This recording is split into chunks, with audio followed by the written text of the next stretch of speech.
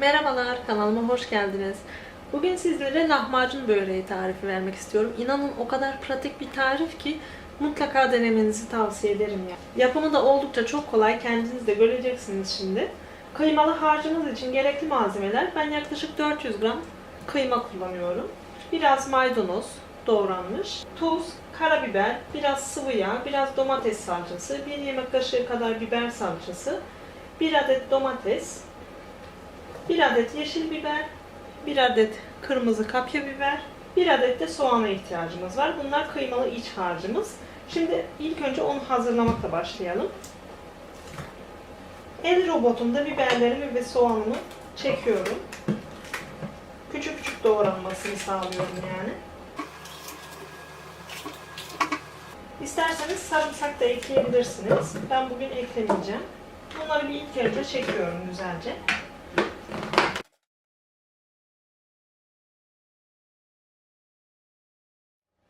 Bu şekilde çekilmesi yeterli. Gördüğünüz gibi minik minik doğrandı. Kıymamın üzerine aktarıyorum.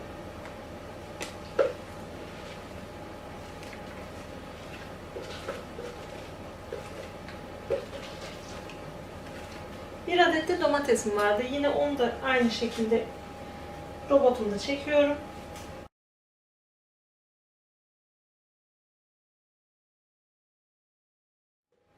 Bu da hazır artık. Şimdi maydanozumu ekliyorum artık. Tuz, karabiber. İsterseniz acı pul biber de ekleyebilirsiniz. Yaklaşık 1 yemek kaşığı biber salçası. Biraz domates püresi veya salçası. 1 yemek kaşığı kadar. Biraz da sıvı yağ. Çünkü benim kıymam yağsız arkadaşlar. O yüzden biraz sıvı yağ ekliyorum. Ama eğer kıymanız kendinden yağlıysa hiç gerek yok. Şimdi bunları güzelce yoğuruyorum artık.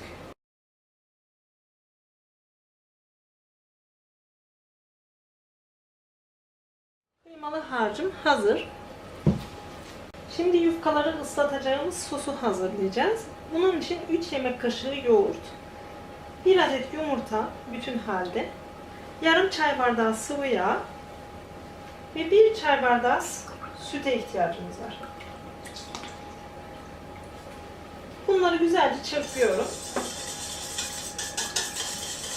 Fırınımı da 200 dereceye ısıttım bu arada.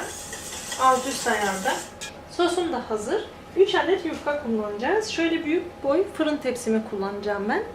Altına yağlı kayıt serdim. Şimdi birinci yufkamı komple seriyorum alt tabanına. Şu şekilde. Ve tekrar şöyle şu kenarlarını katlıyorum tepsimin kenarlarına göre. Şu kısmına biraz sos koyuyorum ki ara katları çok kuru olmasın. Fırçayla sosumun her yerine yayıyorum. Piştikten sonra bu ara katlar böyle kat kat olmuş olacak. Çok lezzetli oluyor bu börek. Şimdi şu kenarlarında yine tepsimin kenarına göre katlıyorum.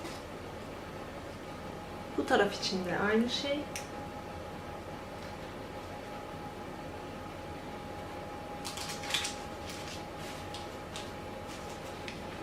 Evet, bu şekilde yapmış olduk. Şimdi tekrar sosundan döküyorum her yerine.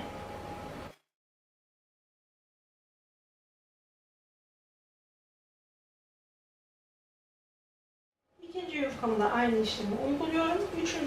Üçüncüyü de aynı şekilde.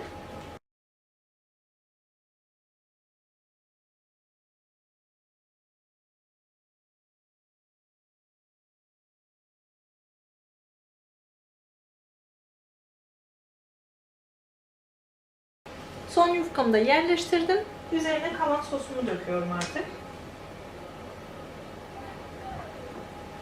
Bu böreğin bir pratik yönü daha var arkadaşlar. Aynı bu şekilde hazırlayıp yani üzerinin kıymalı harcını da koyup poşete koyup buzdolabına kaldırın. Akşamdan yapın. Sabah atın fırına mesela. Çok güzel oluyor. Çok pratik. Kıymalı harç yerine patatesli de yapabilirsiniz. Eğer gerçekten börek lezzetinde olmasını istiyorsanız. Kıymalı harcımı artık böreğimin üzerine yayıyorum. Her yerine.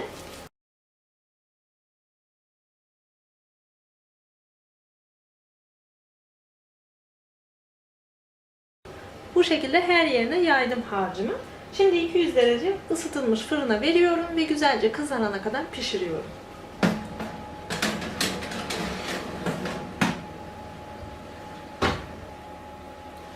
Lahmacun böreğim çok güzel bir şekilde kızardı. Altı da kızardı.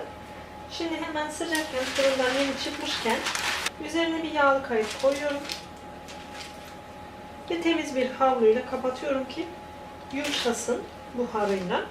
Ki sarma işlemimiz daha kolay olsun. Böreğim biraz soğudu. Şimdi yağlı kayığından tutup bezimin üzerine aktaracağım. Ve şu şekilde sıcağıyla birlikte rulo şeklini veriyorum.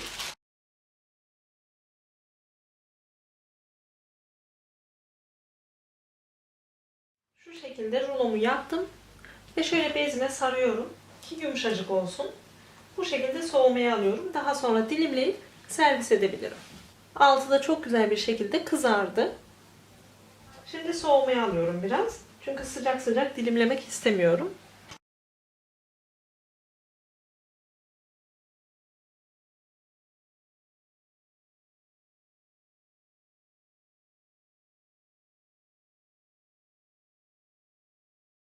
Böreklerimin bitmiş hali bu şekilde arkadaşlar. Çok nefis oldular. Şöyle yakın çekimle şu aralardaki katları umarım görebiliyorsunuzdur. Çok kolay, çok pratik, çok da lezzetli bir tarif. Umarım sizler de beğenmişsinizdir. Yorumlarınızı bekliyorum. Henüz kanalıma abone değilseniz abone olabilirsiniz.